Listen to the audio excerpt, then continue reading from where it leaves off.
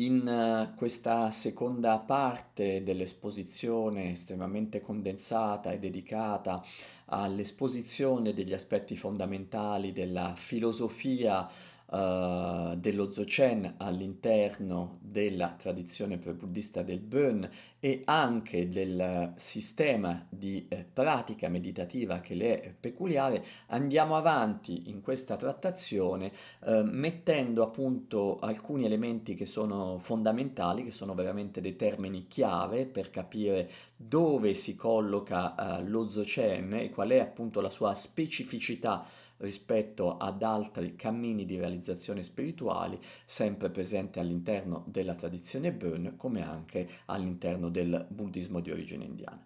Allora, normalmente nello Yundrum Bön si parla di tre aspetti, di tre vie, di tre cammini, che sono quello dei sutra, quello dei tantra e quello dello Dzogchen. Allora, quando noi ci riferiamo al livello di insegnamenti dei sutra, quindi sono quelli che riguardano gli insegnamenti dottrinali presenti soprattutto ad esempio nell'ambito monastico, allora noi abbiamo degli insegnamenti che si fondano su questo concetto di base. Esistono delle emozioni, esistono che sono delle emozioni negative, esistono dei comportamenti che possono essere dei comportamenti nocivi, nocivi rispetto al nostro cammino di evoluzione e di illuminazione. Quindi abbiamo degli elementi negativi e secondo il sistema dei sutra cerchiamo di neutralizzare queste attitudini mentali, comportamenti o modi di parlare negativi. In che maniera? Semplicemente li neutralizziamo adottando un antidoto.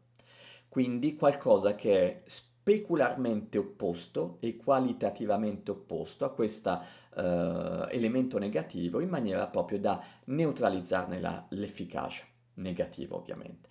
Se ad esempio sono una persona che ha un'attitudine avara, mettiamo, l'antidoto sarà la generosità. Se io sono una persona chiusa, sarà l'apertura. Se io sono una persona attaccata, quindi fortemente connessa al desiderio, cercherò di coltivare il non attaccamento. Se sono una persona collerica, cercherò ugualmente, al contrario, ma nella stessa direzione, quindi l'antidoto sarà, se sono collerico, sviluppare ad esempio la benevolenza o la calma mentale. Quindi il sistema dei sutra funziona, c'è un problema, lo combatto e lo anniento attraverso l'elemento positivo che gli è direttamente opposto. Il secondo livello, che è quello tantrico, dei tantra, e all'interno della tradizione Bonpo abbiamo sia quindi gli insegnamenti dei sutra, sia gli insegnamenti dei tantra, e l'elemento tantrico è fortemente sviluppato, come nel buddismo tibetano d'altra parte, ma nella tradizione Bön è molto ben dettagliato, sviluppato, e ha delle pratiche molto specifiche, sono simili tra l'altro alle pratiche proprie del tantrismo vajrayana, quindi di matrice diciamo buddista. Eh, Abbiamo questo concetto fondamentale. Ci sono delle emozioni, di nuovo, dei pensieri, delle attitudini, dei modi di vedere negativi. Invece di adottare un antidoto, come faccio nell'ambito dei sutra, cosa faccio? Io trasformo questi elementi negativi in qualcosa di positivo.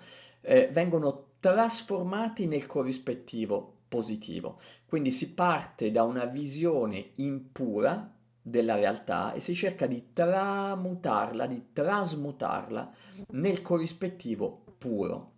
È per questo che nel cammino tantrico, in generale, in quasi tutte le forme di tantrismo, come voi sapete, è importante il processo di visualizzazione. Allora, nel tantrismo cosa accade spesso? Quali sono gli aspetti principali delle pratiche tantriche? Allora, in primo luogo si lavora con le energie e con le emozioni e si cerca attraverso la pratica meditativa di far sì che queste emozioni impure diventino delle emozioni pure.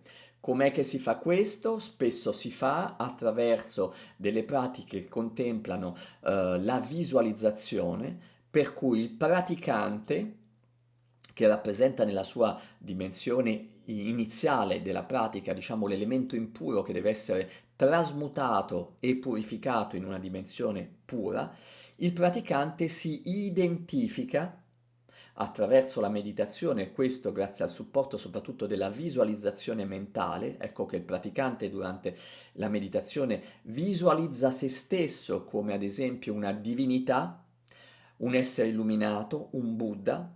Quindi attraverso questa identificazione si fa in modo che la mente del praticante, la mente impura, acquisisca le qualità della mente pura, che è propria di quell'essere illuminato con cui si sta identificando durante la meditazione, in maniera tale, in questa maniera appunto da permettere questa trasmutazione di cui stiamo parlando, che è tipica dell'elemento tantrico. Quindi quando si parla di tantra si parla di trasformazione, quando si parla di sutra si parla di somministrazione, potremmo dire adozione, utilizzazione dell'antidoto. Quando si parla invece dello Dzogchen abbiamo un terreno completamente diverso. Lo Dzogchen dice usciamo dalla dicotomia puro-impuro.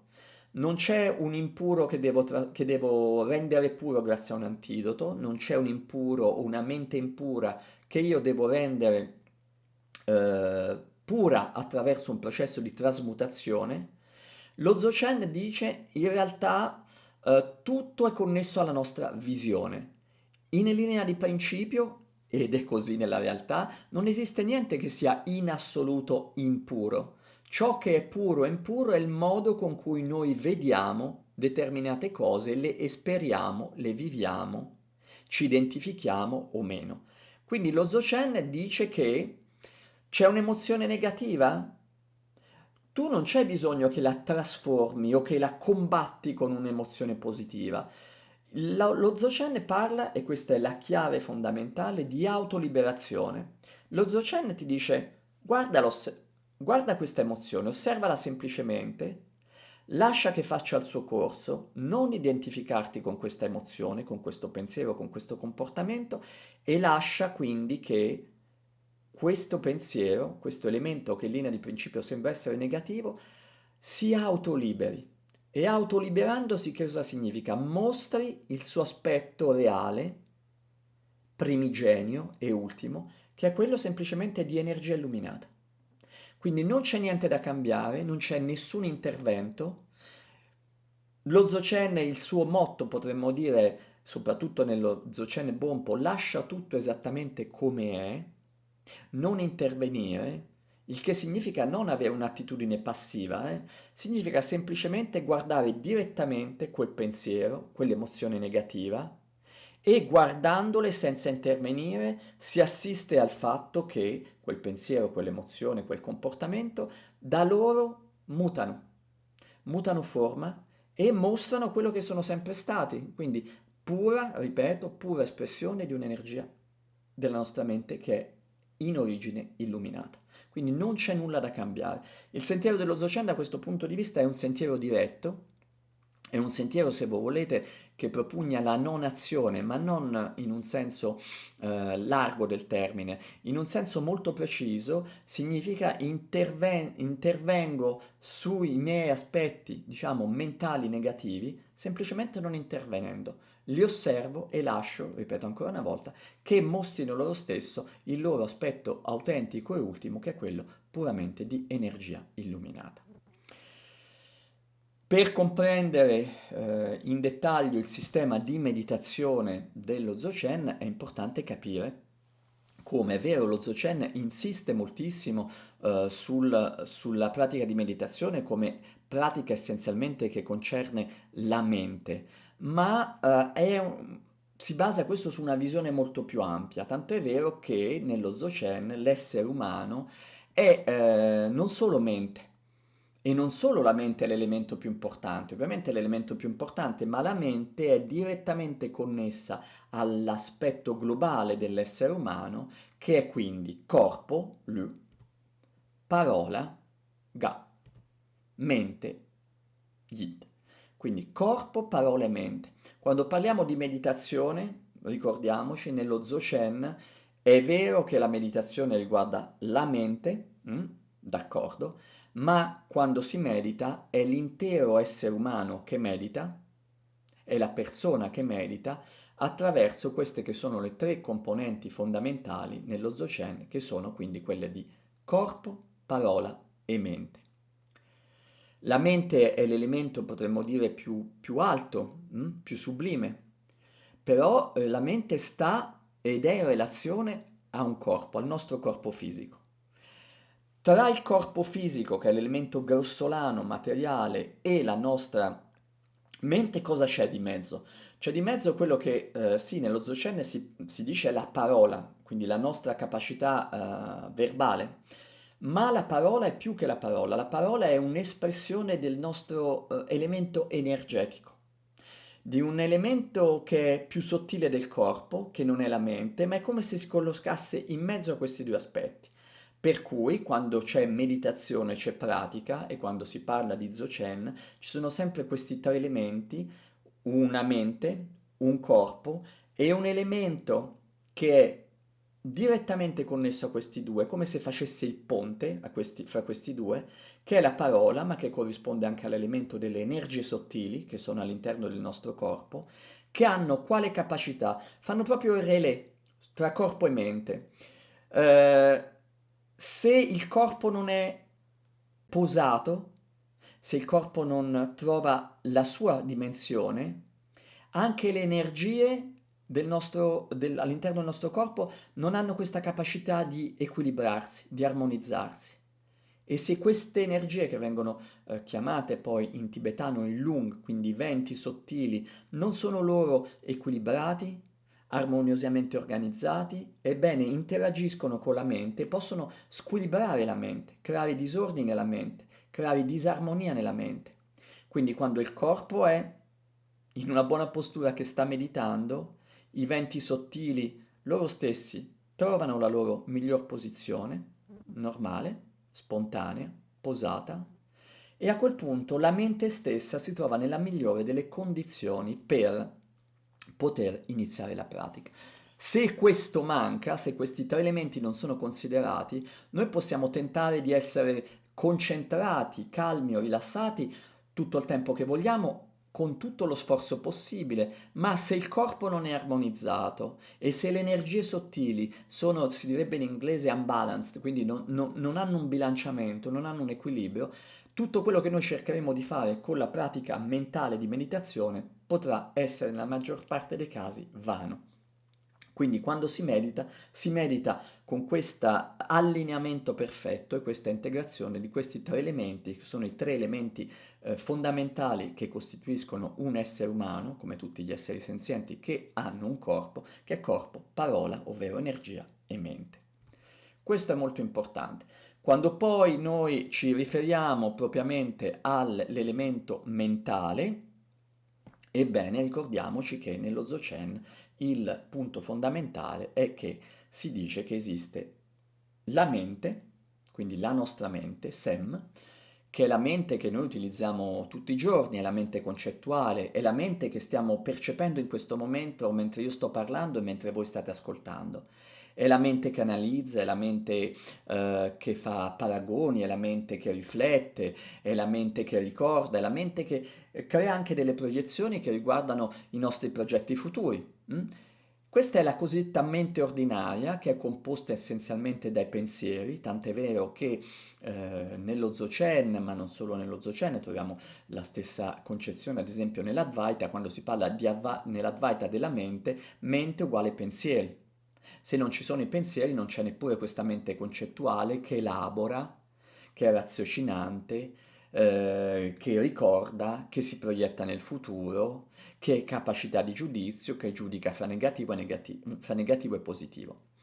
Questa è la mente ordinaria, però al di là di questa mente ordinaria, e qui stiamo proprio entrando nel discorso vero e proprio dello Dzogchen, esiste quella che viene chiamata in tibetano Semni, cioè la natura della mente, Oltre la mente ordinaria esiste una natura della mente che, guarda caso, ha delle caratteristiche ben diverse dalla mente. Non è concettuale, non analizza, non elabora, non ha queste caratteristiche. Quindi questa è realmente il nostro aspetto ehm, fondamentale della mente.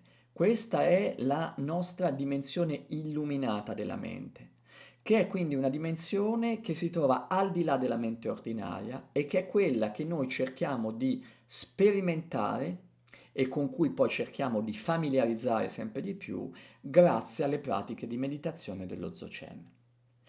Allora, se voi leggete assieme a me, qui ho preso questa frase che è un mini estratto da un testo bellissimo che l'Aci è uno dei tre lignaggi di pratica attraverso cui si è sviluppato lo Dzogchen. E questo testo dell'Atri quindi spiega in maniera molto dettagliata i vari stadi di pratica meditativa dello Dzogchen e ho preso questo estratto perché spiega in maniera cristallina cos'è questa natura della mente. Infatti dice: la natura della mente non è toccata dal concetto dei tre tempi. Cosa significa? La natura della mente è al di là, i tre tempi sono il passato, il presente e il futuro. Quindi la natura della mente non è toccata da nessun evento che riguarda né il presente, quindi pensieri che stanno in questo momento attraversando la nostra mente, né i ricordi del passato, né il futuro. Quindi si trova al di là del tempo, come si trova anche al di là dello spazio. Quindi la natura della mente non è toccata dal concetto dei tre tempi, né dagli ostacoli che appaiono durante la meditazione. Quindi questa natura della mente è talmente trascendente, sebbene sia integrata con la mente ordinaria, rispetto alla mente ordinaria, che tutti i possibili ostacoli che possiamo avere durante la meditazione, pensieri che ci offuscano, oscuramenti, momenti di assopimento o momenti di agitazione, ebbene, la natura della mente non è assolutamente toccata, è al di là di tutto questo. Dice poi il testo, presente in tutti gli esseri senzienti, dal Buddha primordiale Kuntuzampo fino al più piccolo degli insetti, risiede naturalmente in noi, nel centro del cuore, all'interno di ciò che è definito come lo spazio della base universale. Allora, è importantissimo, come vedete, questo estratto ci dice praticamente tutto quello che dobbiamo sapere di fondamentale riguardo allo Dzogchen. Allora, questa natura della mente non è una prerogativa soltanto degli esseri illuminati. Ogni essere senziente, quindi ogni essere che è dotato di una mente e quindi di una capacità anche di sentire ed è consapevole, ha in sé questa natura della mente.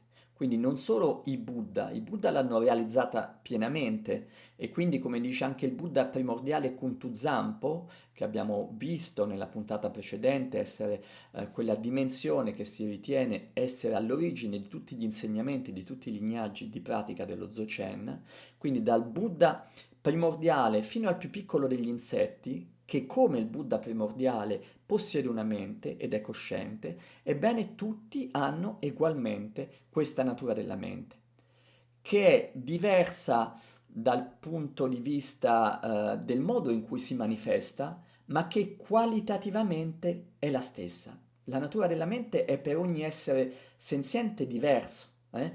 Io ho la mia natura della mente, o meglio si manifesta in me in un modo e si manifesta in un altro essere in un altro modo. Siamo esseri distinti, però le qualità di questa natura della mente sono identiche per ciascun essere, sono identiche per tutti gli esseri. Questa natura della mente che ovviamente non è localizzabile, non si trova né all'interno né all'esterno di noi, quando noi trascendiamo una visione dualistica non c'è più un interno e un esterno, quindi non ha più senso dire si trova dentro di me o fuori di me questa natura della mente. Ciò nonostante, convenzionalmente, soprattutto quando noi abbiamo ancora un corpo fisico, viene identificata con il centro del cuore. all'interno di ciò, come dice il testo, che è definito come lo spazio della base universale. Quindi all'interno del cuore si trova questa natura della mente ed è la base stessa di tutto ciò che noi siamo e di tutto ciò che come fenomeno noi percepiamo. Quindi è importante questa distinzione mente-natura della mente. Andiamo più in dettaglio, quando noi andiamo a parlare di natura della mente, nello Dzogchen si parla di alcune caratteristiche.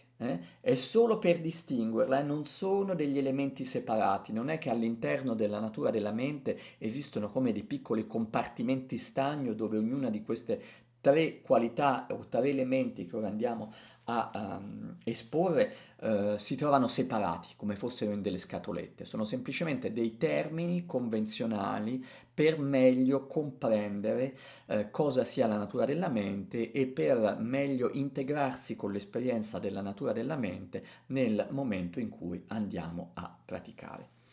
Allora, quando si parla di natura della mente si parla di vacuità. Voi ne avete sentito parlare, si dice nel buddismo come nella religione Bön. È importantissimo la nozione di vacuità, si dice tutto è vuoto, la vacuità è l'origine, o meglio, è la natura fondamentale di ogni fenomeno che esiste, come anche della nostra mente. Cosa significa? Vacuità significa non un buco, non un niente, non un'assenza di qualcosa.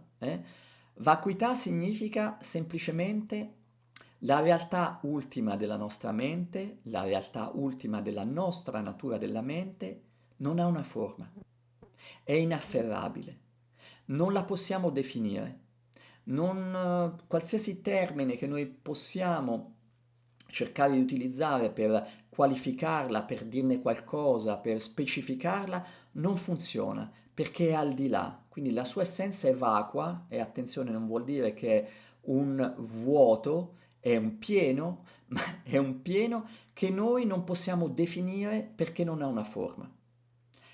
Questa vacuità è anche chiamato l'elemento della dimensione della purezza primordiale. Qui abbiamo scritto è primordialmente pura la vacuità. Cosa vuol dire? Lo dicevamo poc'anzi, dicevamo la natura della mente è al di là della mente concettuale.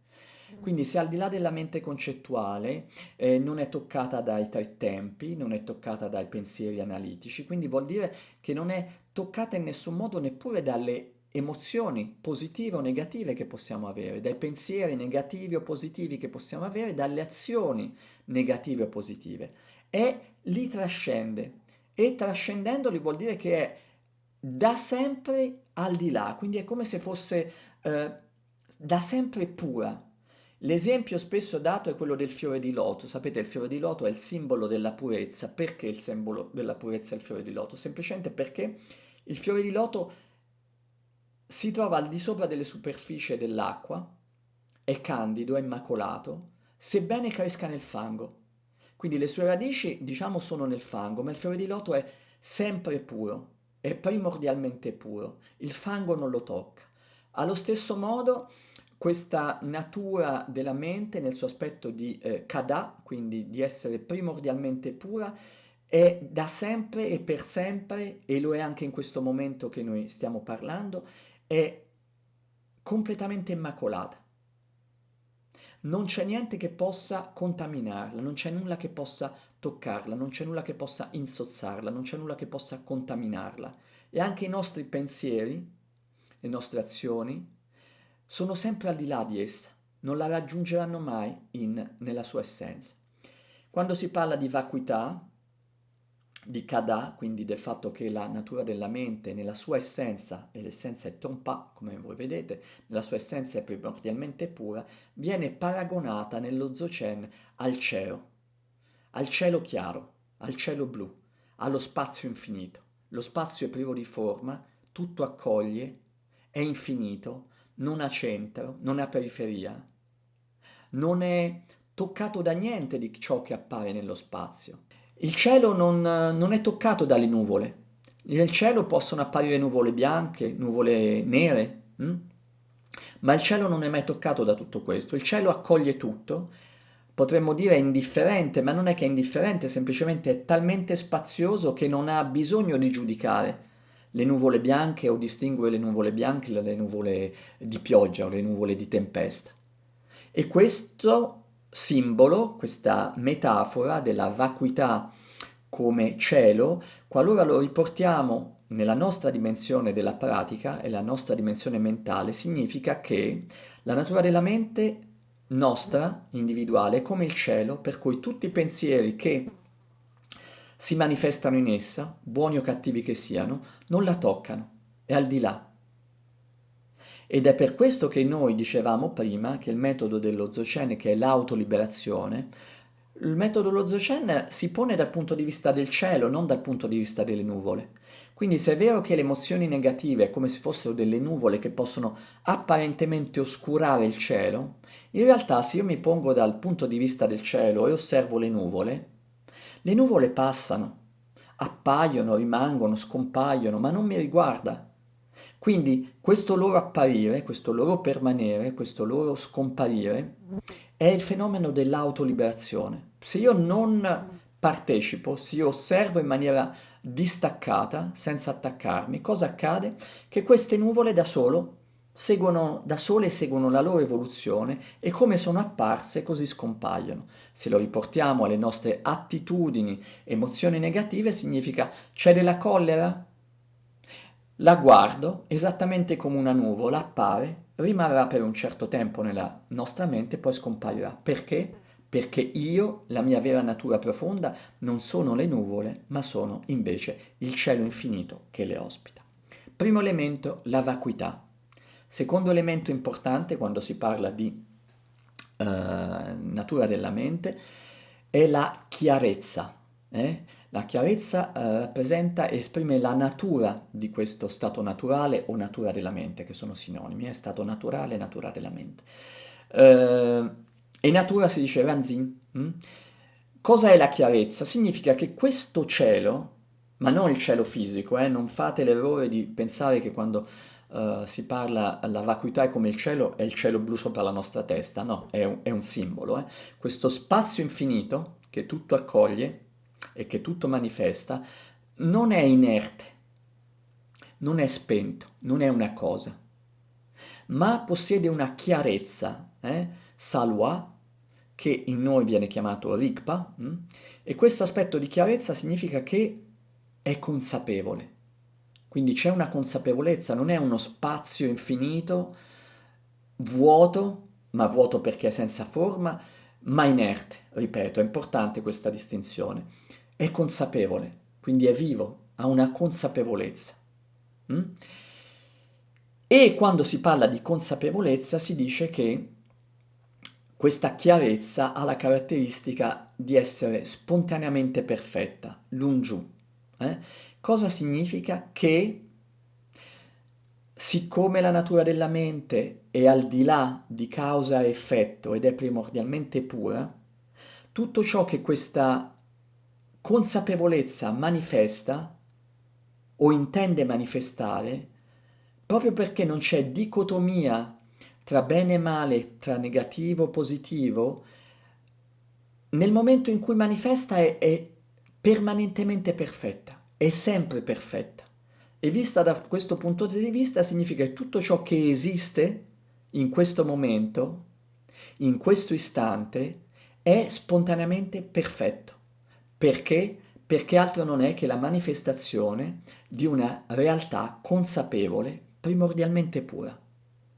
Quindi semplicemente se io non partecipo a questo gioco e alle manifestazioni di questa consapevolezza, se fossi un essere realizzato, percepirei quello che è la manifestazione spontanea di una dimensione perfetta della realtà. Se è vero che la vacuità è paragonata al cielo, chiaro, infinito, la chiarezza è come il sole, Nima. Il sole appare nel cielo e quindi implica la luminosità, dà luminosità a questo spazio infinito, mi permette di percepirlo come blu.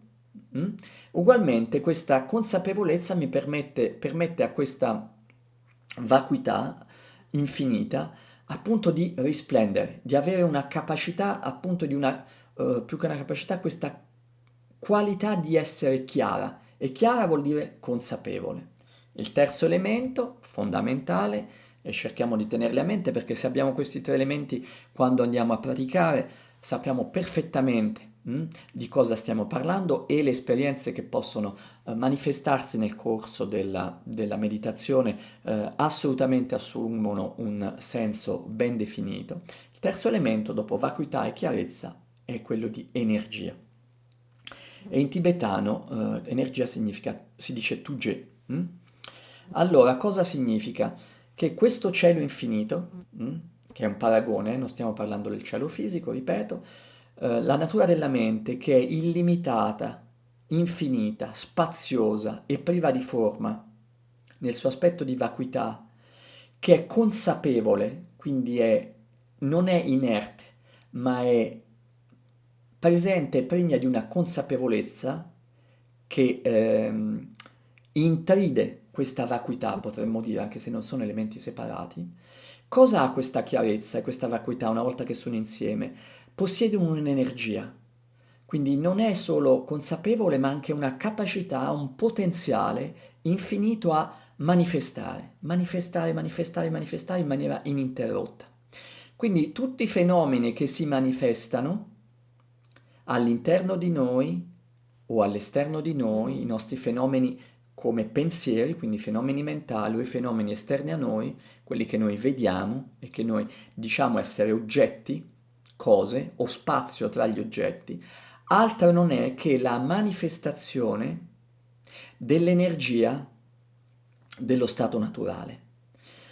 È importante ricordarsi alcune cose, che quello che stiamo dicendo è che questi tre elementi, vacuità e chiarezza e energia, non sono separati, ma rappresentano una sorta di unità, sono un tutt'uno simultaneo, che però ha queste tre, potremmo dire, qualità, aspetti, tant'è vero che nello Dzogchen si parla fortemente di unificazione, yerme. Yerme significa quindi questi elementi, vacuità, chiarezza e energia, sono tra loro unificati, non sono mai stati separati. Noi li separiamo per vederli, ma solo per comodità concettuale, ma in realtà in questo momento non possiamo, nella nostra natura della mente, distinguere ciò che è chiarezza, ciò che è vacuità e ciò che è energia. Le tre cose, potremmo dire, viaggiano simultaneamente e sono intimamente integrate l'una con l'altra.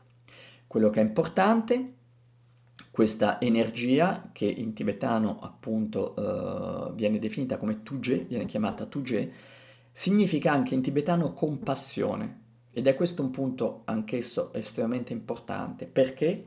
Perché quando parliamo di compassione e di energia come se fossero sinonimi, significa che tutto quello che la mente naturale, lo stato naturale, la natura della mente sono tutti sinonimi, la natura della mente è quindi questa parte illuminata che è in noi, latente in noi, che ognuno di noi ha e che nello Dzogchen unicamente dobbiamo risvegliare, non risvegliare perché è addormentato, ma quello che è addormentato è la nostra capacità di percepirla e di sapere che è qui in questo momento.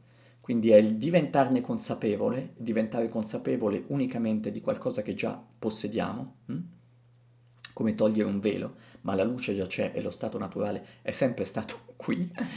Eh, Nel momento in cui manifesta questo stato naturale, la varietà dei fenomeni e la varietà dei fenomeni interni a noi, quindi i nostri pensieri o le nostre emozioni, è dotata di compassione. Vuol dire che nel momento in cui emana, dà già tutta la possibilità, la capacità di riconoscere quello che sta manifestandosi come un'espressione dello stato naturale. Mi spiego meglio, vi faccio l'esempio. Si dice che la dimensione assoluta della realtà, che poi è la dimensione assoluta della nostra mente, manifesta in maniera incessante dei Buddha. I Buddha sono quindi diretta manifestazione dell'energia di compassione dello stato naturale, che fa sì che gli esseri senzienti che sono oscurati dalle fitte trame del samsara, quindi dell'ignoranza del samsara, possano, grazie all'insegnamento dei Buddha e alla misericordia, alla compassione dell'azione dei Buddha e delle parole dei Buddha, possano avere gli strumenti per riconoscere ciò che hanno dimenticato e quindi liberarsi dagli offuscamenti del samsara per ritornare alla pienezza del riconoscimento e della realizzazione della natura della mente. Quindi significa che i Buddha, che sono espressione dell'energia dello stato naturale, spontaneamente sono emanati. Non è che lo stato naturale fa uno sforzo e a un certo momento dice: oddio, ci sono degli esseri senzienti che sono imprigionati nel samsara, adesso devo andare a trovare il modo di recuperarli. Non funziona così. Nel momento stesso in cui si manifesta al di là dello spazio e del tempo, questa energia che crea tutto ciò che esiste, crea anche i presupposti perché tutto ciò che esista possa ritornare alla sua sorgente. Per cui tutto ciò che viene emanato non si perda, non si disperda, non va alla deriva, ma c'è già all'interno quella energia d'amore, quell'energia di compassione, che poi è un'energia di conoscenza, che permette a qualsiasi essere senziente che si rivolge e si mette in connessione con quell'energia di compassione che è propria dei Buddha e dell'energia primordiale, di ritornare, tra virgolette, a casa. Quindi mentre emana c'è già lo strumento perché possa essere riassorbito. Mentre c'è il rischio che noi perdiamo le coordinate, ci sono già sempre a nostra portata di mano gli strumenti, ok? Per ritornare alla consapevolezza primordiale che è sempre in noi, è sempre esistita in noi, esiste in questo momento anche, ma abbiamo dimenticato e non sappiamo più riconoscere. Per questo, quando si parla di energia, e che è energia di compassione, viene paragonata ai raggi del sole, quindi è un'espressione tipica della consapevolezza che come i raggi del sole illuminano tutte le direzioni, creano tutte le cose, ma nello stesso tempo illuminano, potremmo dire, il cammino di tutti coloro che vogliono ritornare alla sorgente di tutte le cose.